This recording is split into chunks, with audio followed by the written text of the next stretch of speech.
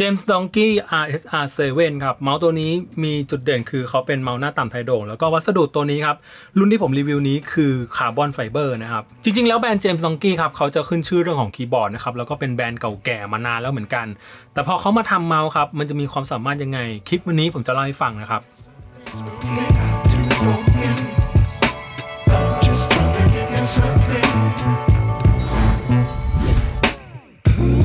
อย่างแรกเลยนะครับเมาส์รุ่นนี้มีชื่อว่า RSR7 นะครับแล้วเขาก็จะมีรุ่นที่เป็นวัสดุเป็นพลาสติกนะครับแล้วก็ตัวนี้ RSR7 Ultra นะครับเป็นตัวท็อปวัสดุตัวนี้จะเป็นคาร์บอนไฟเบอร์นะครับแล้วก็จะมีสเปคข้างในที่สูงกว่ารุ่นพลาสติกนิดนึงสิ่งที่ผมอยากพรีเซนต์เลยนะครับคือเรื่องของความสวยของเขาครับเจ้าเวอร์ชันตัวท็อปนะครับคาร์บอนไฟเบอร์เพื่อนๆเห็นไหมครับเขาจะมีลวดลายนะครับวัสดุตรงนี้จะมีลวดลายด้านข้างนี่จะเป็นลายแบบเหมือนเป็นคลื่นน้ำหน่อยๆเนาะค่อนข้างสวยมากนะครับส่วนเวอร์ชันรองลงมานะครับวัสดุก็จะทำมาจากพลาสติกสีเหลืองนะครับแล้วก็จะมีความโปร่งใสนิดๆตัวนี้ครับให้ตัวรับมานะเป็นตัวรับนาโนซึ่งจริงๆแล้วตัวนี้สามารถรีดพลังเรทสูงสุดได้ที่ 8,000 นะครับแต่การที่ให้ตัวรับนาโนมาก็ไม่ค่อยดีเท่าไหร่นะใส่เคเบิล A to C ฟีดเมาส์สำรองอีก1ชุดนะครับแล้วก็ให้ฟีดดอทมาด้วยแหละเมาส์หน้าต่ำไทโด่งครับวัสดุทำจากคาร์บอนไฟเบอร์ครับมีรูด้านล่างนิดๆนะครับรีดน้ำหนักได้อยู่ราวๆ44.6 ครับขอเปรียบเทียบกับอีก2ตัวนะครับที่เป็นหน้าต่ำไทโด่งเหมือนกันอันนี้ N-Game Gear XM2 4K V2 นะครับตัวนี้อยู่ที่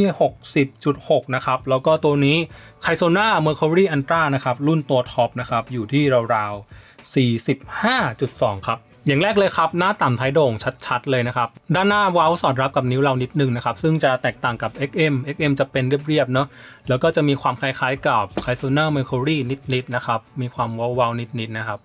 ตามสเปคครับเขาบอกไอ้เนี่ยมันเป็นคาร์บอนไฟเบอร์แต่ผมรู้สึกว่าแอบคล้ายๆพลาสติกเหมือนกันนะคิดว่าอาจจะผสมพลาสติกหรือเปล่าแต่เวลาจับเวลาคอแล้วผมก็แอบรู้สึกว่ามันแข็งแรงนะครับรู้สึกว่าน่าจะมีคาร์บอนไฟเบอร์ผสมอยู่เหมือนกันเพื่อนๆลองฟังเสียงเมาส์พลาสติกนะครับ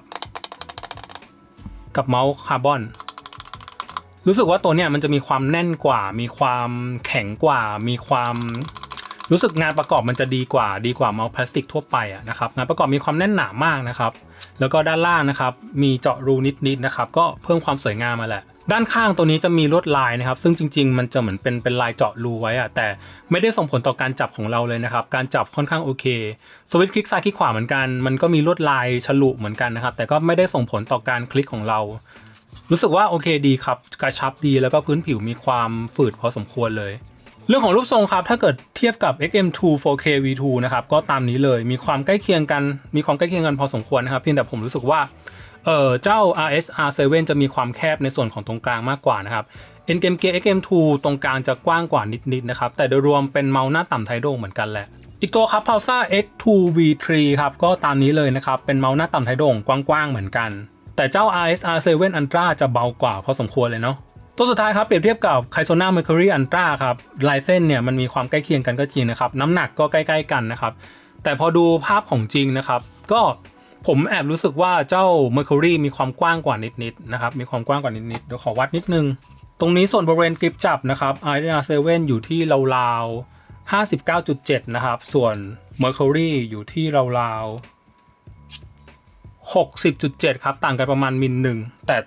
แอบรู้สึกว่าMercury กว้างกว่านิดๆนะครับตัวนี้จะมีความคล่องตัวกว่านิดๆนะครับแต่โดยรวมหน้าต่ำไทโด่งเหมือนกันนะครับแล้วก็จุดเด่นของเมาส์หน้าต่ำไทโด่งผมรู้สึกว่าด้านข้างของตัวเมาส์มันจะมีความยกง่ายเวลาเราจะยกตัวเมาส์นะครับเวลาเราคีบยกตัวเมาส์ไอทิศทางข้างๆเนี่ยมันจะเชิดขึ้นแบบเนี้ยองศามันจะทะแยงขึ้นทำให้เวลายกตัวเมาส์จะยกได้ง่ายมากนะครับ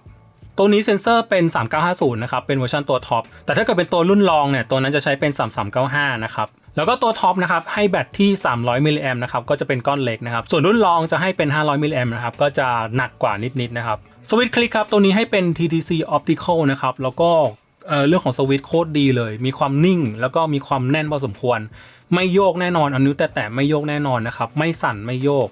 แล้วก็รู้สึกว่าจะเป็นสวิตช์ที่ใช้แรงคลิกมากกว่าพวก Omron Optical ทั่วไปพอสมควรเลยฟังเสียงนิดๆเนี่ยครับตัวสวิตช์มีความแน่นแล้วก็มีความนิ่งมากสังเกตเสียงมันจะดังเพราะว่าอะไรเพราะว่าสวิตช์มันแน่นเนี่ยแหละมันนิ่งมันแน่นเสียงจะมีความดังๆนิดนึงนะครับไม่เงียบใช้แรงในการกดพอสมควร สคอร์วิวเป็นสคอร์วิวยางนะครับแบ่งสเต็ปดี backward forward ดีครับคือ RSR7 อ่ะใช้แรงในการคลิกมากกว่า2ตัวนี้ใช้แรงในการคลิกเบาอันนี้เป็นออมรอนจะเบากว่าแล้วก็ใช้แรงในการคลิกน้อยกว่าแต่ก็ถ้าถามว่าผมชอบตัวไหนผมชอบการคลิกตัวนี้มากกว่าว่ะมันมีความแน่นมากกว่าเมาส์ตัวนี้รองรับการตั้งค่าผ่านเว็บด้วยนะครับก็เข้ามานะครับตรงนี้จะเป็นหน้าเลือกโปรไฟล์มี5โปรไฟล์ให้เลือกแล้วก็อันนี้มันจะเป็นเหมือนเป็นพรีเซตที่ทางเจมส์จองกี้เขาเซตไว้แต่ละเกมนะครับก็สามารถมาเลือกได้หรือว่าจะปรับเองก็ได้นะครับสังเกตนะครับมันจะเป็นภาษาไทยเพราะว่าผมมากดเปลี่ยนภาษาตรงตั้งค่าตรงนี้แล้วนะครับการปรับแต่งนะครับก็เรื่องของการรีแมปปุ่มต่างๆนะครับตัวชี้เมาส์ก็คือการเซตเรื่องของ DPI นะครับแล้วก็ polling rate ครับสูงสุดที่ 8,000 นะครับแล้วก็ขั้นสูงครับเป็นเรื่องของการเซตค่าเซนเซอร์นะครับ Rebound Distance 3 ค่านะครับเพราะว่าใช้เป็น 3950 Sensor Performance ครับ Ripple Control Angle Snapping แล้วก็ Motion Sync สามารถปรับได้นะครับแล้วก็ตรงนี้ครับเวลา debug ความเจ๋งคือเราสามารถเซตแยกปุ่มได้นะครับคลิกซ้ายคลิกขวา Scroll Wheel Backward Forward นะครับซึ่งตรงนี้มันจะเป็นค่าของการหน่วงการส่งสัญญาณนะครับก็ผมก็แนะนำประมาณ 4-5-6 ประมาณนี้แหละมาโครสามารถเซตได้ครับแล้วก็เรื่องของการอัปเดต Firmware อัปเดต Receiver นะครับตรงตั้งค่าตรงนี้ครับผมมาเจอตรงเนี้ย version record ก็คือพวกเวอร์ชันของการอัปเดต firmware สังเกตว่าเจมส์จองกี้จะมีการอัปเดตที่บ่อยมากๆนะครับแปลว่า developer เขาใส่ใจกับเมาส์ตัวนี้มากๆเพราะฉะนั้นแบรนด์นี้ไม่กระจอกนะฮะความรู้สึกในการใช้งานครับสิ่งที่ชอบเกี่ยวกับเมาส์ตัวนี้อย่างแรกเลยคือเรื่องของดีไซน์เขาเป็นเมาส์ที่ค่อนข้างสวยว่ะแล้วก็ด้วยความที่วัสดุเขาบอกว่ามันเป็นคาร์บอนไฟเบอร์แต่ส่วนตัวผมนะผมก็ไม่ได้รู้สึกว่ามันจะเป็นจุดเด่นอะไรมากมายขนาดนั้นคือโอเคแหละมันแข็งแรงนะครับแล้วก็เบาด้วยนี่คือจุดเด่นของวัสดุคาร์บอนไฟเบอร์แต่ผมก็รู้สึกว่ามันก็ไม่ได้ว้าวขนาดนั้นไม่ได้รู้สึกว่าเบาเวอร์ขนาดนั้นส่วนเรื่องของรูปทรงมันก็คือหน้าต่ำท้ายโด่งแหละที่เราเคยใช้มาตั้งแต่พวก XM2 หรือว่า Kaizoner Mercury หรือว่า Pulsar X2 เราเคยใช้มาแล้วเพราะฉะนั้นเรื่องของรูปทรงไม่ได้มีความแปลกอะไรนะครับเมาส์ตัวนี้เหมาะกับใครอย่างแรกเลยคือต้องเป็นผู้เล่นแบบคอกริปนะครับเมาส์ตัวนี้เหมาะกับการจับแบบคอกริปมากแล้วก็เรื่องของขนาดนะครับก็น่าจะเหมาะกับคนที่มือใหญ่นะครับคนมือเล็กก็จับได้เหมือนกันเพียงแต่ว่าคนมือใหญ่อย่างผมจับตัวนี้แล้วค่อนข้างเข้ามือพอสมควรเลยอีกเรื่องนึงคือเมาส์ตัวนี้นะครับถ้าเกิดเปรียบเทียบกับ XM ของ NGM Gear เมาส์ตัวนี้จะเบากว่านะครับแล้วก็จะมีสวิตช์คลิกที่ผมคิดว่ามีความแน่นกว่า XM อ่ะมันจะเป็นเมาส์ที่ใช้แรงคลิกไม่เยอะแล้วก็จะมีเสียงแบบแหลมๆคมๆหน่อยใช้แรงคลิกไม่เยอะนะครับตัวนี้จะใช้แรงคลิกเยอะกว่าแต่ก็สวิตช์จะมีความนิ่งกว่ามีความแน่นกว่าแล้วก็น่าจะเหมาะกับพวกเกมแนว Tactical Shooter อ่ะที่แบบอาศัยความนิ่งของสวิตช์อาศัยความนิ่งของตัวเมาส์นะครับส่วนเรื่องของน้ำหนักรู้สึกว่า2ตัวนี้ใกล้เคียงกันเพียงแต่ว่า